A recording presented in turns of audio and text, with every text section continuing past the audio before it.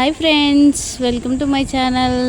ఈరోజైతే మన టీసీసీ ట్రైనింగ్లో 5th డే అన్నమాట. చూడండి, నేనైతే బస్ ఎక్కాను, స్టార్ట్ అయ్యాను. ఇప్పుడే టికెట్ అయితే తీసుకోవాలి కదా. ఇక హడావిడిగానైతే బస్ ఎక్కేసాను. చూడండి, ఏ కండక్టర్ అయితే వస్తున్నాడు టికెట్ తీసుకోవడానికి. ఇక నేను టికెట్ తీసుకుంటున్నాను. ఎంత ఫ్రీ బస్ అయినా కూడా టికెట్ తీసుకుంటే కదా, ఇక టికెట్ తీసుకున్నాను అన్నమాట. ఈ కాంగ్రెస్ ప్రభుత్వం పెట్టిన ఈ మహాలక్ష్మి స్కీమ్ అనేది అయితే బాగానే యూజ్ అవుతుంది మాకు ఇప్పుడు ఈ ట్రైనింగ్లోనైతే. తర్వాత విషయం తర్వాత, కానీ ఇప్పుడైతే నేను స్కూల్కి అయితే ఏరుకున్నా. చూడండి, ఇక వీళ్ళైతే మా ఫ్రెండ్స్. ఇప్పుడు మేము మళ్ళీ ప్రేయర్కి వెళ్ళాలి, ప్రేయర్ టైం అవుతుంది. ప్రేయర్ అయితే చేసేసి మళ్ళీ లోపలికి వచ్చేసాం. మా క్లాస్లోకి అయితే ఇప్పుడు సార్ వచ్చారు, సైకాలజీ సార్ క్లాస్ చెప్తున్నారు. సార్ మేమైతే నోట్స్ రాసుకుంటున్నాం. చూడండి, మనోవిజ్ఞాన శాస్త్రం గురించి అయితే సార్ చెప్తున్నారు.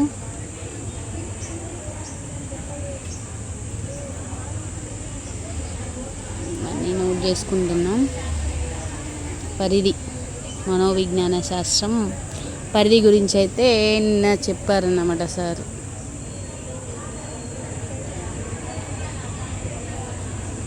సార్ అక్కడ చెప్తున్నారు, మేమైతే రాసుకుంటున్నాం.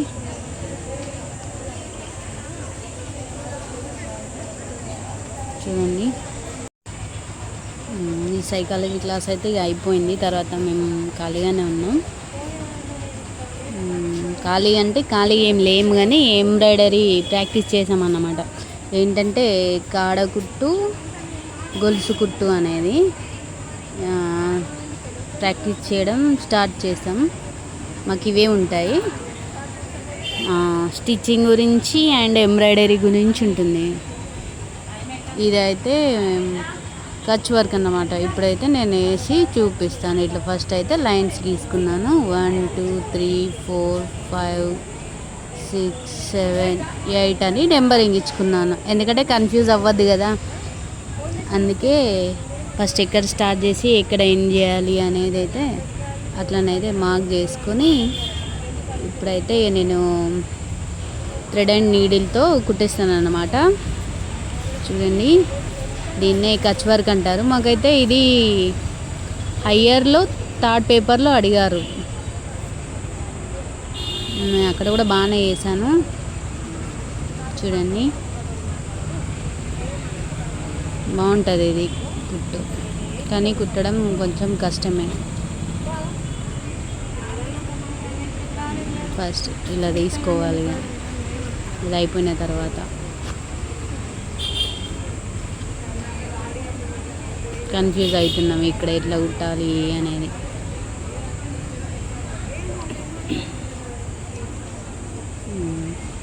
అట్లా తీసుకొని ఎట్లా ఉంటుంది అంటే, ఇది సేమ్ మనం మంచం ఉంటుంది కదా, మంచం అల్లినట్టుగా ఉంటుంది అన్నట్టు. మళ్ళీ లంచ్ బెల్ అయిందండి. ఇక వెళ్ళి లంచ్ చేసేసి మళ్ళీ సేమ్ ఫ్రూట్స్ తిన్నాము. ఇక కొంచెం సేపు మాట్లాడుకోవడం, అందరం ఫన్ విత్ ఫ్రెండ్స్.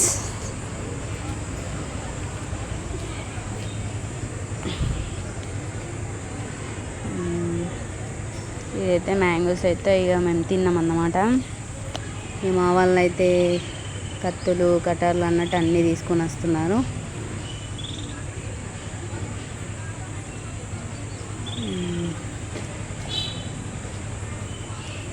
తింటున్నామయ్యా మ్యాంగోస్.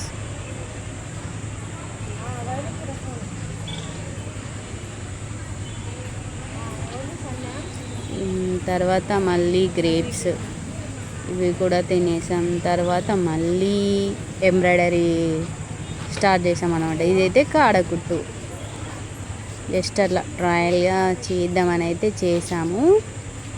కానీ మాకైతే యూజ్ అయింది. మేడం అయితే అడిగారు అన్నట్టు, ఎవరైనా కుట్టారా అని. హోంవర్క్ ఏమి ఇవ్వలేదు, కానీ జస్ట్ కుట్టారా, మీకు ఐడియా ఉందా కాడ కుట్టంటే ఎలా ఉంటుంది ఏంటి అని అడిగినప్పుడు నేనైతే ఈ కుట్టిన దాని అయితే చూపించాను. మేడం అయితే మమ్మల్ని మెచ్చుకోవడం జరిగింది. ఇదే అని చాలా బాగా వచ్చిందమ్మా అని చెప్పారు.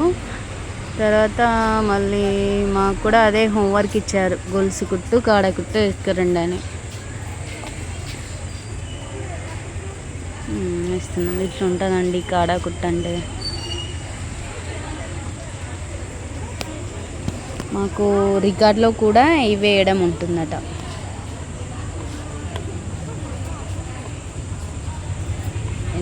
ఎనిమిది రకాలు ఏమో ఉన్నాయి కుట్టు మాకు ఇచ్చిన వాటిలో. అవన్నీ నేర్చుకోవాలి. మాకైతే వచ్చినాయి ఇవే 2, మిగతావి నేర్చుకోవాలి ఇంకా. తర్వాత మా క్లాస్లోకి మేడం గారు అయితే వచ్చారు. ఈ మేడం గారు అయితే బాడీ గార్మెంట్స్ అని మాకు ఉంటుంది, అది చెప్తారు. చూడండి, ఇప్పుడు బాడీ గార్మెంట్స్ చెప్తున్నారు. కొలతలు ఎలా తీసుకోవాలి, ఎలా కట్ చేయాలి అనేది అయితే ఈ మేడం గారు అయితే మనకి నేర్పిస్తారు. చాలా బాగా చెప్తారు ఈ మేడం గారు. చూడండి,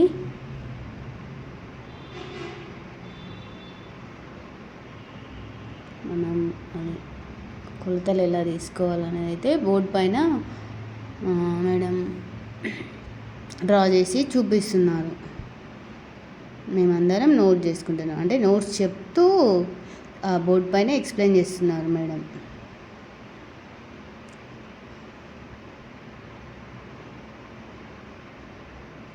చూడండి, మేడం అయితే అక్కడ లెగ్ గార్మెంట్స్ అనేది ఒక ఫ్రాక్ కొలతనైతే అక్కడ వేసి చూపిస్తున్నారు. నేను వేస్తున్నాను. అది మరి ఫ్రాక్ లాగానో లేదా స్కర్ట్ లాగానో రాకుండా అది ఒక గంప లాగా వస్తుంది. చూడండి,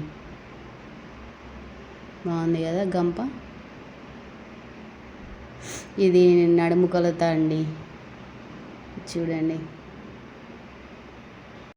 ఇది డ్రమ్ లాగా కనిపిస్తుంది కదా, కానీ కాదండి, అది ఒక స్కర్ట్కి నడుము ఇవన్నీ ఉంటాయి కదండి, సీటు అని ఇవన్నీ ఉంటాయి కదా, అవే ఇక్కడ మేము చూపిస్తున్నాం అన్నట్టు. కష్టమే ఉంది కొలతలు అది ఇది అని. ఇక రికార్డ్స్ అయితే కొనుక్కొచ్చుకున్నాం మళ్ళీ మేము. ఇవే రికార్డ్స్లో మళ్ళీ రాయాలన్నట్టు. తర్వాత ఇంకో మేడం వచ్చారు. ఈ మేడం ఏంటంటే ఎంబ్రాయిడరీ మేడం.